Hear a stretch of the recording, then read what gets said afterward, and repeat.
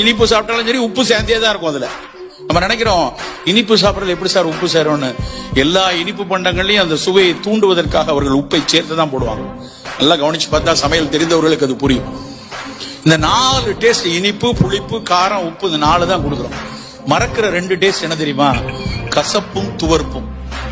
ஆனா எந்த உணவுகள் கசப்பாவும் துவர்ப்பாவும் இருக்கோ அது பூரா மருத்துவ குறிப்பு, அது பூரா மருத்துவ குணங்கள் ஏராளமா உள்ளது. ஆனா நம்ம குழந்தைகளுக்கு பிடிக்காத விஷயமா அதை ஆக்கிடும். அவனுக்கு கசப்பெல்லாம் பிடிக்காதுங்க, பாகக்காய் வச்சு அவனுக்கு மட்டும் தனியா உருளைக்கிழங்கு கொஞ்சம் பொரிச்சு கொடுத்துருவோம், அப்படி நம்ம வீட்டுல செய்யறாங்க. ஆனா குழந்தைகளுக்கு வாரத்துக்கு 2 நாள் 3 நாளாவது கசப்பும் துவர்ப்பும் நம்ம கொடுக்கணும். கசப்பு எதுல? பாவக்காய், கருவேப்பிலை, வெந்தயம், ஏதாவது ஒண்ணு, சுண்டக்காய், ஏதாவது ஒண்ணு நம்ம சேர்த்து கொண்டே இருக்கும். துவர்ப்புனா வாழைப்பூ, வாழைத்தண்டு, கடுக்காய், நெல்லிக்காய் எல்லாம் துவர்ப்பு தன்மை உள்ளது. நீங்க ஒட்டுமொத்த எங்களுடைய